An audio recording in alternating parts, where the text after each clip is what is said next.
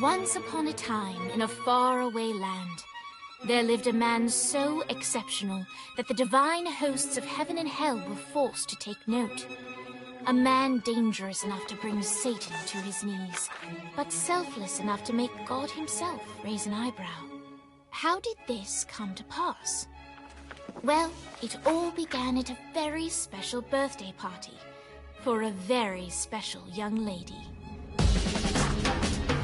Surprise! What is all this? It's your birthday, Kinsey. So? You've never been to a birthday party? No. What, like not even growing up? I went to the School of the Americas since kindergarten. We didn't really do birthday parties. But you celebrated Christmas. I don't have to explain myself to you. Oh, Kinsey, this is going to be so much fun. Xinjai made a cake, Jane Austen is here, we'll play some games. What sort of games?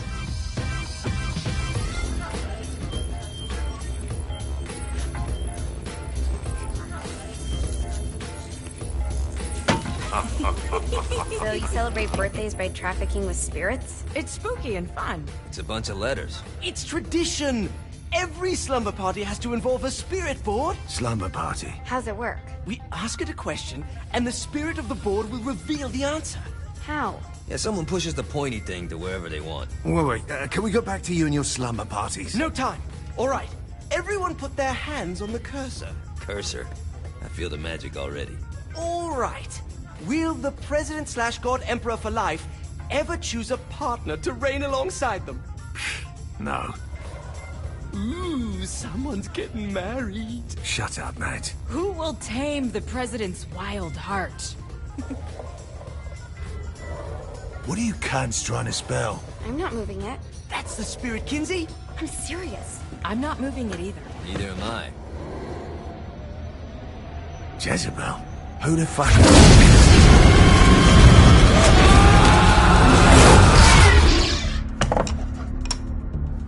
Is that not normal?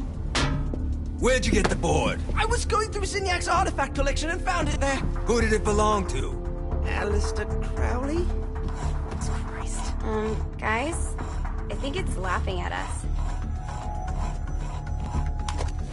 Fuck this. I think you're a smart enough piece of wood to see where this is going. Now, you ready to cooperate? That's more like it. You think we can trust it? It's not like we got a lot of options. So what's the plan? We mount up and go in after the boss? No, I do. No sense in what's left of humanity walking right into a death trap. Someone's gotta live to tell the story. That's a stupid plan, Johnny. I'm leaving you in charge. Hell of a plan, Johnny. Are you serious? I'm coming too. Are you kidding me? How do you plan to come back?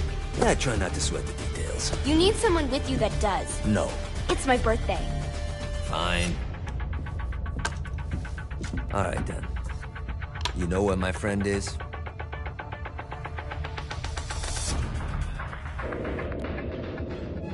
True to its word, the spirit board opened up another portal and sent Johnny and Kinsey screaming into hell.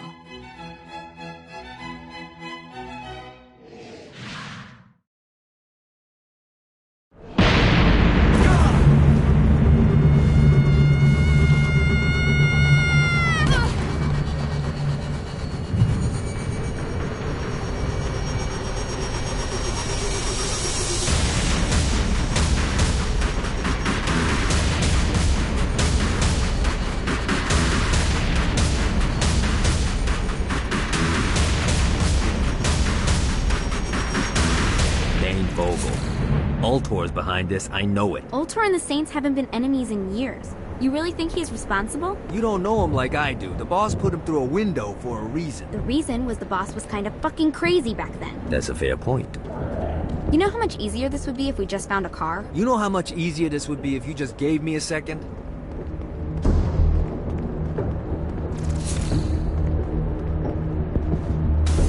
Alright, now how are we gonna find the Ultor building? Biggest building down here, giant Ultor sign on it. I don't think this is a problem. I'll buy that.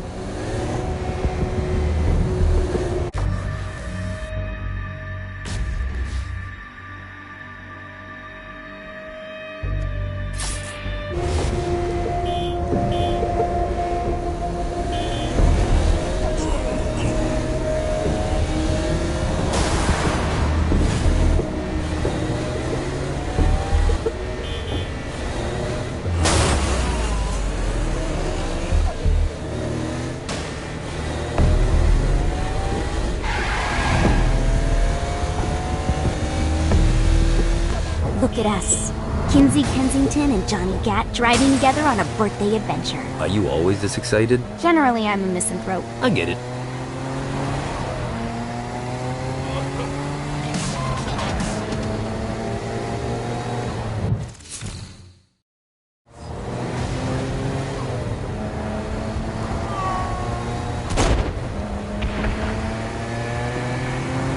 So this is hell.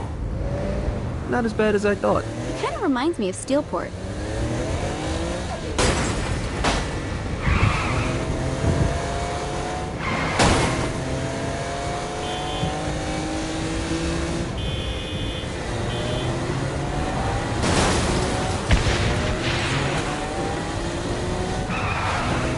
So, what's the plan? Oh yeah. I'm gonna shoot him in the face unless he gives us the boss back. What if Dane doesn't have the boss? I'll probably still shoot him in the face.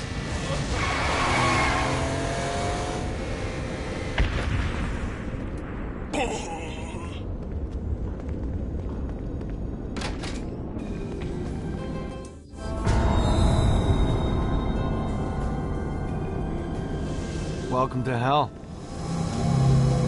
Shouldn't you have a receptionist? Such is the plight of eternal damnation. I have a feeling you didn't come here to catch up. Let's talk in my office.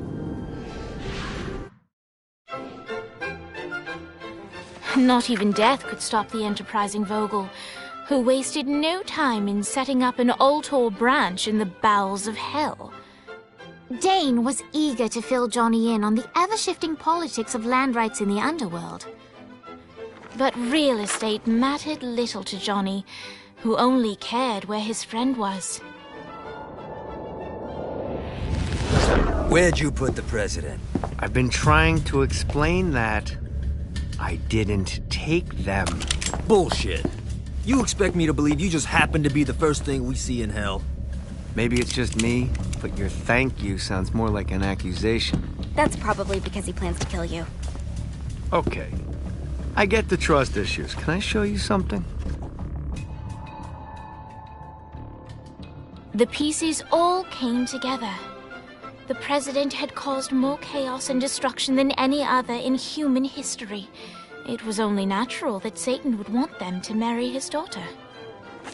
They needed a plan, and Johnny had one. I'm gonna shoot the devil in the face.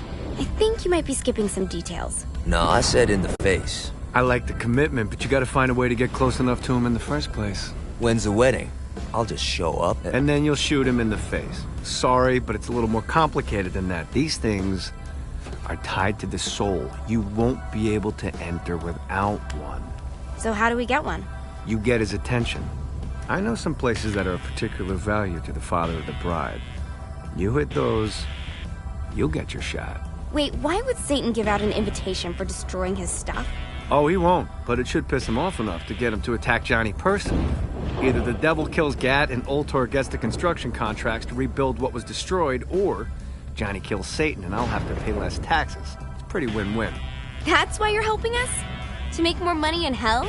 Hell's what you make of it, sweetie. Works for me. What you got?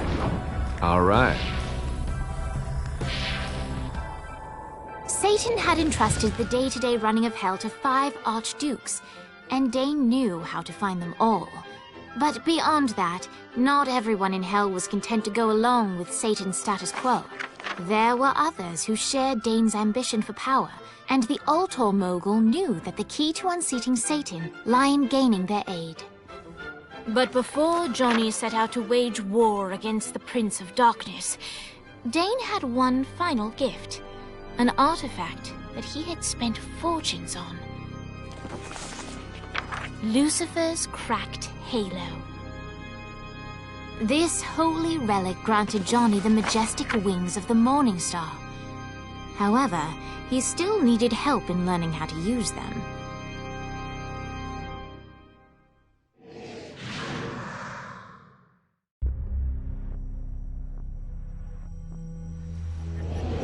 Alright, you got me out in the sticks, now what? Would it kill you to show a little excitement? You're about to experience angelic flight, for Christ's sake. Dane. Someone needs a nap. Just collect some soul clusters and power up the halo. You'll be flying around in no time.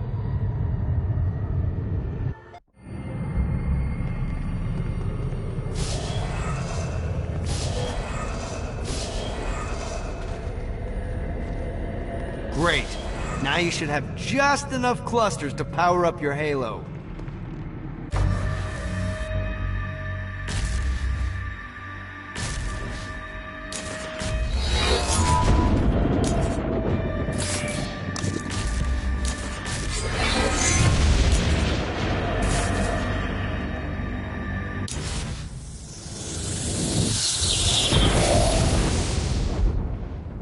Alright, let's start slow. Try to jump over to that next island. Also, the longer you charge your wings before jumping, the further you'll go.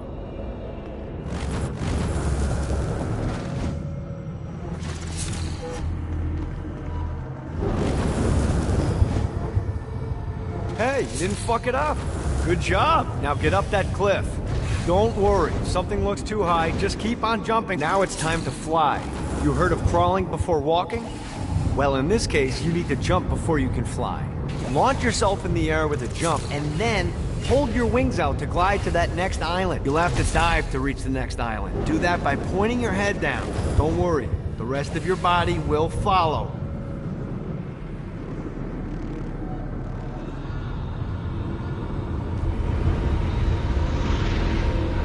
I put a shiny flap orb out in front of you. Collect the orb, and your wings will flap to gain speed.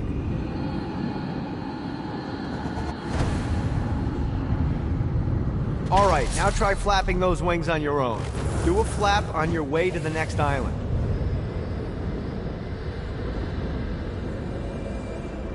The exact opposite of diving is climbing. Climbing will slow you down and eventually cause you to stall. And trust me, stalling sucks. You can flap while gliding to gain additional speed. So the faster you're going, the higher you can fly. Alright, time to take the training wheels off for the final lesson. Flying takes stamina.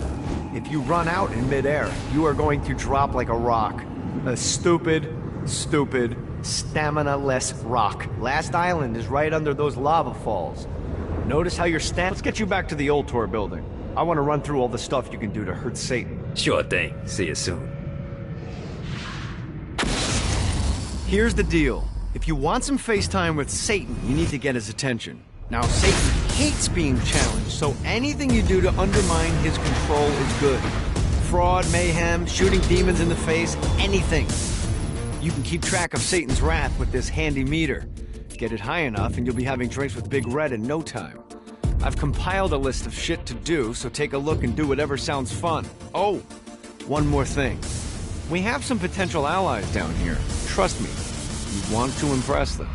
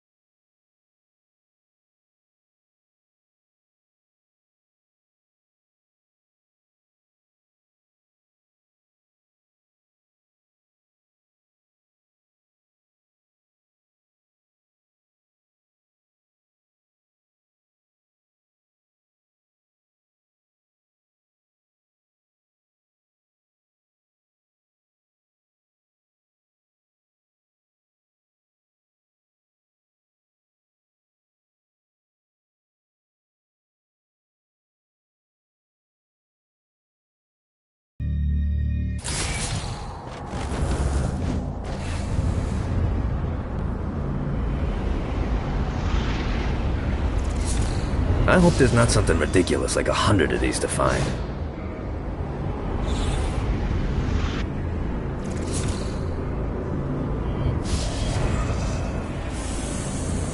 Woo!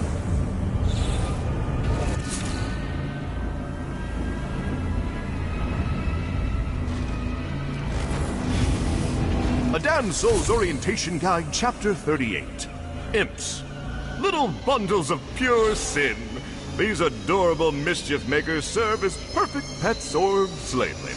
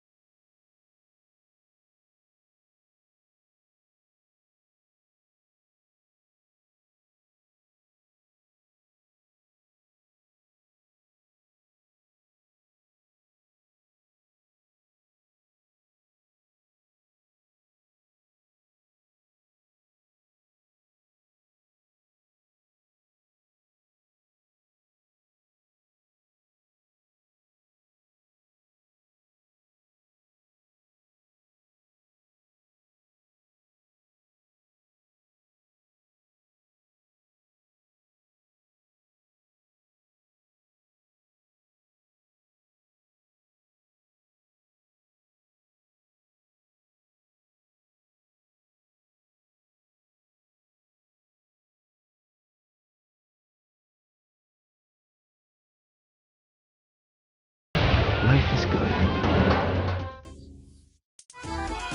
Fight, little bastard. Fuck off! Get it off! Get it off!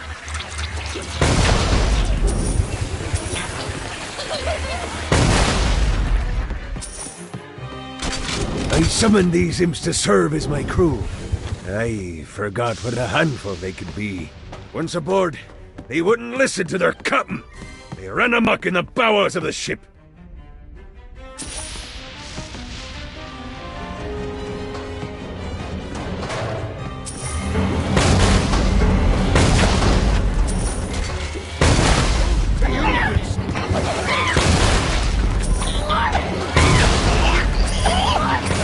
Good God, they're swarming me! Bastard. No, not a thing. Okay to drop the pirate voice. What pirate voice would that be? Wow.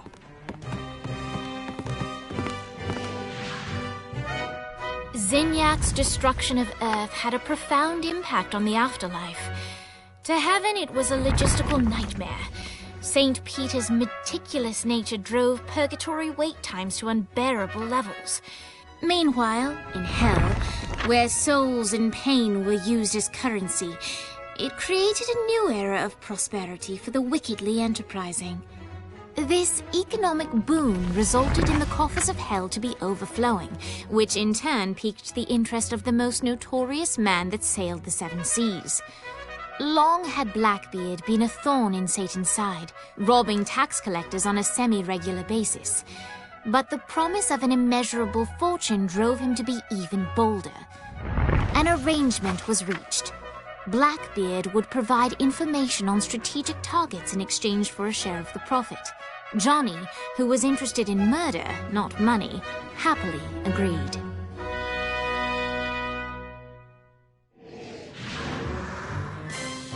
I grant ye the ability to summon my crew whenever they're needed.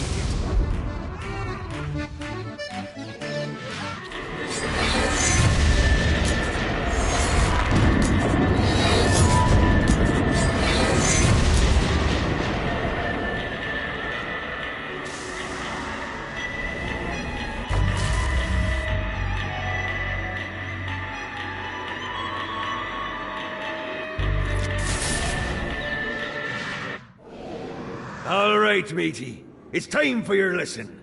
Let's summon me favorite scurvy-riddled hellion, the Imp.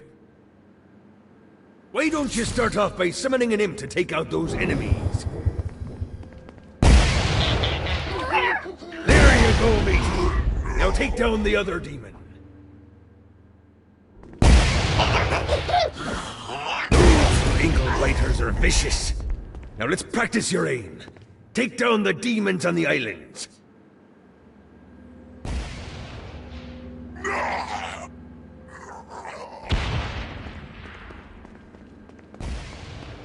Few things are as rewarding as pressing someone into service, am I right? Now get going. There's a whole wide world waiting to be plundered.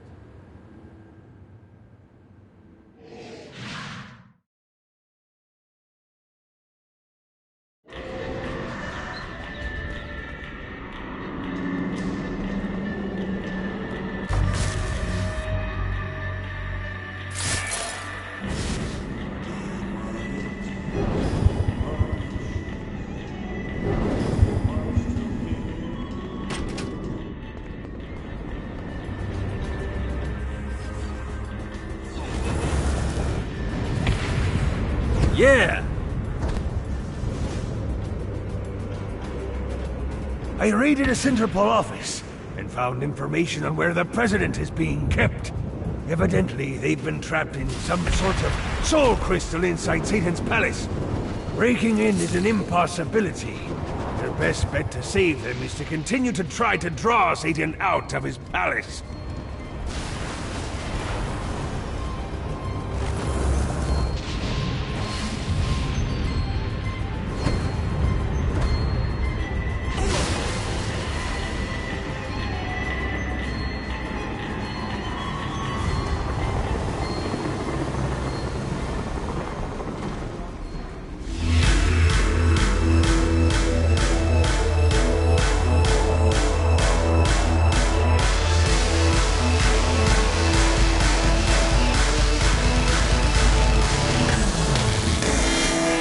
Lights up. William Shakespeare, humanity's greatest playwright, and hell's most diabolical purveyor of entertainment, looks on as a brave mortal on an Orphean quest enters.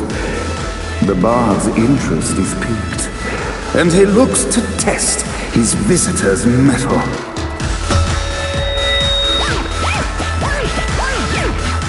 The masked tragedies were used to cowering as they approached, but soon they realized that they faced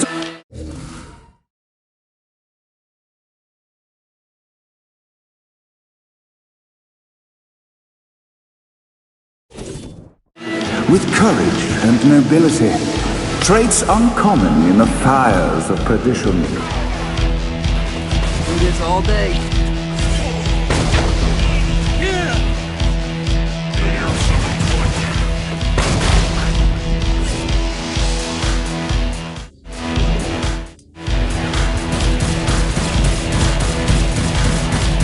The inciting incident resolved. The time had come for rising action.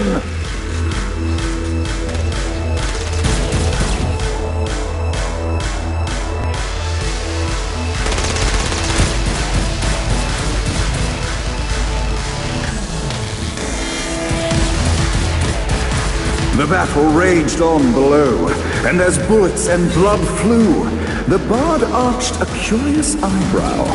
Could this mortal be the exact thing that Shakespeare needed?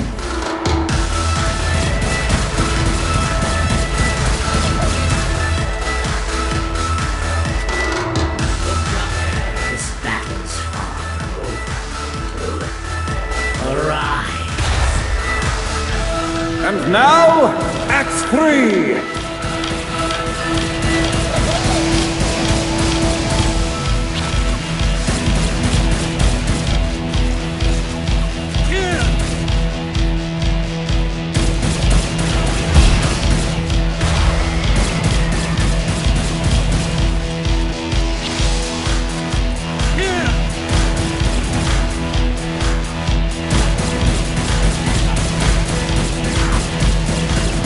The conflict resolved, Shakespeare eagerly awaited meeting the champion that dispatched so many of his men.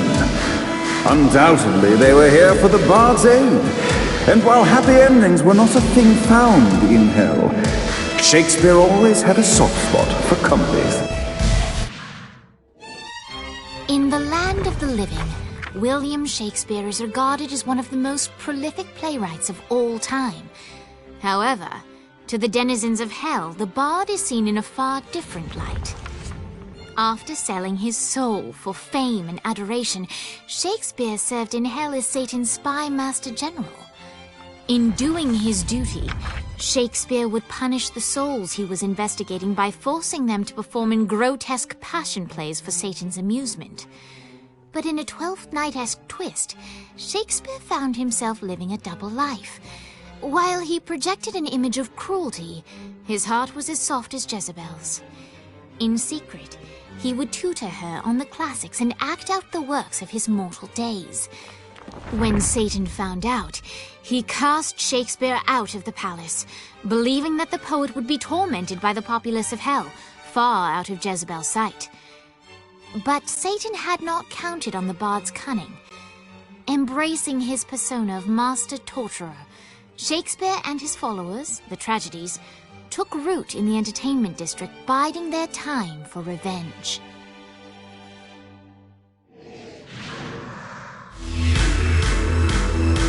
And so Shakespeare called forth the Deus Ex Machina to bestow our protagonist with the arcane power of Force Stomp.